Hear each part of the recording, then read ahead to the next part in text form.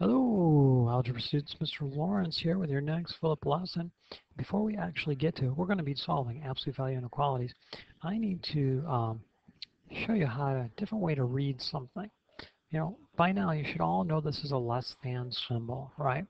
Hold up your left hand, make that little wedge. Less than is on your left hand. It's not excusable at this level to be getting that wrong anymore. You know that's a less than. I don't care if you're reading it and you have to look down at your hand to see which one's on the left.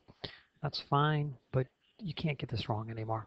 Okay, but I do want to say that I want you to read that not as a less than anymore. I want you to read it as a less than. Okay, and you'll see why in a minute.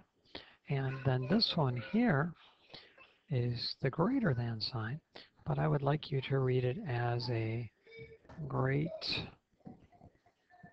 or. Remember ands and ors the other day? Yeah, when you see a less than symbol, it's usually going to be an and problem. And when you see an or symbol, you're going to see a greater symbol. You're going to see an or symbol. By the way, that holds true for this one. This is a less than or equal to, and that is a greater than or equal to. Okay, and I want you to mispronounce those on purpose because it'll help you remember which are the ands or ors. Now, I don't know if you guys know Vinny Monachino. He's a 7th grade student of mine. And he showed us in class the other day that somebody showed him to do these problems. See, these problems have two parts to them. And I know you're looking at it, you want to add one, you can't. We're going to do two parts. And he thought of this as a tree trunk and these as the roots. And what he writes down is he's going to write down 2x minus 1 less than 7. And then he wrote 2x minus 1.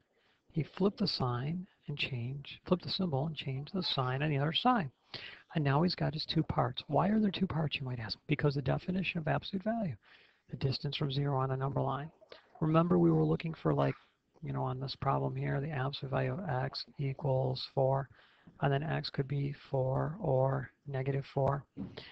Doing this allows us to find both solutions to this problem.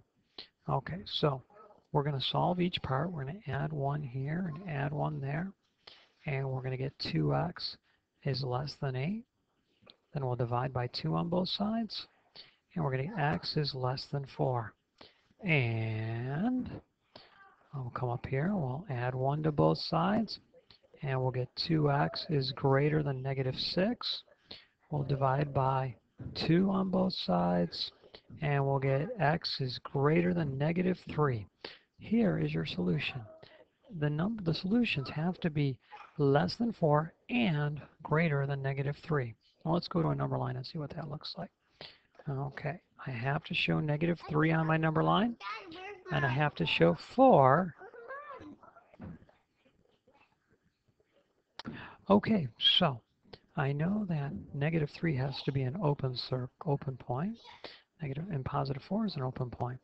Now, where are the numbers that are less than 4 and greater than negative 3?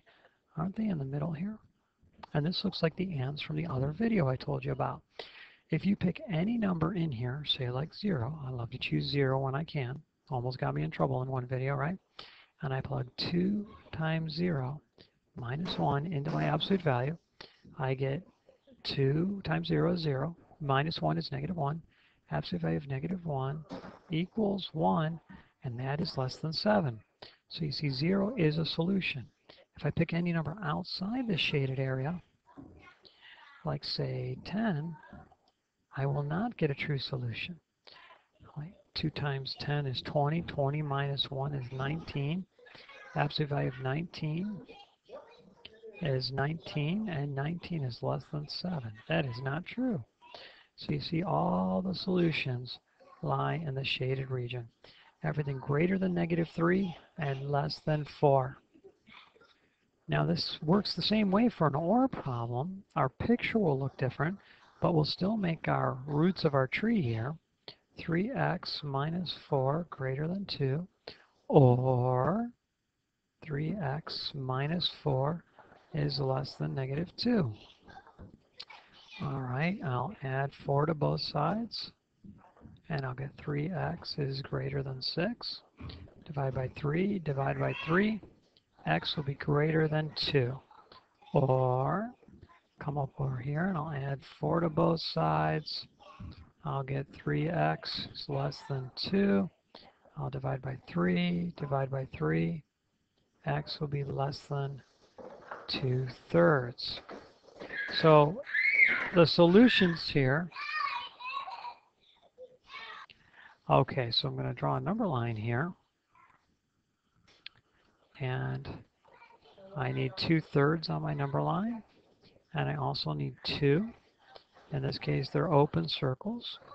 And I need the numbers greater than 2. Well, that would be to the right of 2, right? Or the numbers less than 2/3. Those would be to the left of 2/3. And there you go. There's your solution. If you test any of the numbers in the shaded region, like 0 or say 5, and the original inequality, you'll get a true statement. If you test anything in the middle, say like 1, you'll get a false statement. For example, let's do it. 3 times 1 minus 4. That's 3 minus 4. That's -1.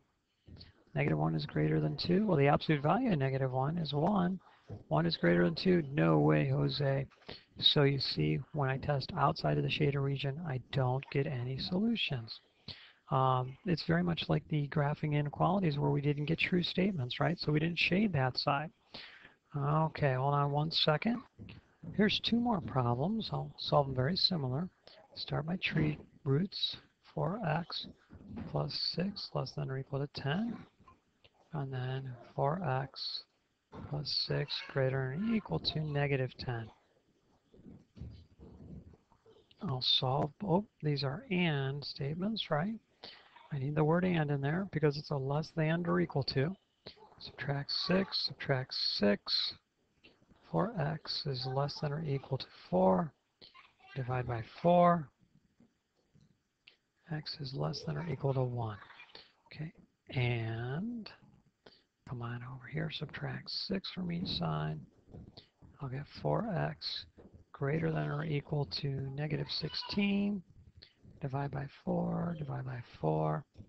X is going to be greater than or equal to -4.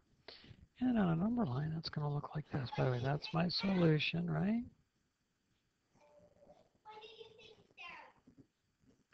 There's my number line. I have to show the number -4. I have to show +1. Here we go. This time I'm going to have closed points, right?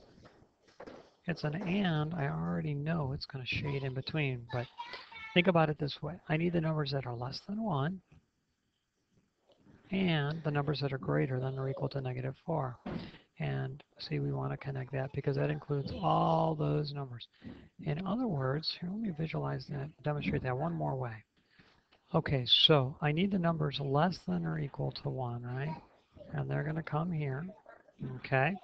And then I need the numbers that are greater than or equal to -4, and that would be like this. And look at that. The area that turned green, that is your solution, okay? Because those numbers get included in both inequalities. So the stuff in the yellow, on forever to the right, they're not included in the solution. The stuff in the blue, forever in the left. Okay, one last example, and then I'll let you guys go for tonight. Again, I'm going to make my tree trunk, and I'm going to go 5 minus 2x less than or equal to 25. And then off of this root, I'm going to have 5 minus 2x greater than or equal to -25.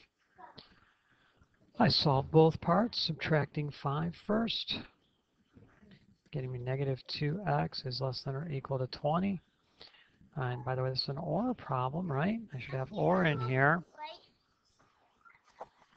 And then I subtract 5 here. And getting me -2x is greater than or equal to -30. Of course, kind of bouncing back and forth on this one. Sorry, I'm a little distracted. I'm with my kids at Burger King, and so it's getting a little crazy in here. I'm going to have to finish this video up. And I'm going to hit -10. And the inequality is going to flip because I divided by a negative. So I've got x is greater than or equal to -10, or And of course, I'll divide by -2 here and divide by -2 there. And then I will get x is less than or equal to positive 15. Okay, so, oh, actually, this is an and problem. Didn't I make a mistake there? I sure did. This is an and problem. I'm sorry, ladies and gentlemen. Sorry about that. Good thing I caught that before I went any further. I guess this is a lesson, Mr. Lawrence. Don't do your absolute value inequalities while with your kids at Burger King. Do them at night while they're sleeping. All right, so I need -10 on here. I need positive 15. I'm going to need the numbers that are less than or equal to 15. So I'm going to go this way, right? I lost my arrowhead. And then over here, I need the numbers that go this way. And some of you are like, Mr. Lawrence, it's not turning green. It's all green. What happened? Well, just be patient with me for a second. Whoa. All right. And if you watch this, I'm going to turn this guy to a shade of blue.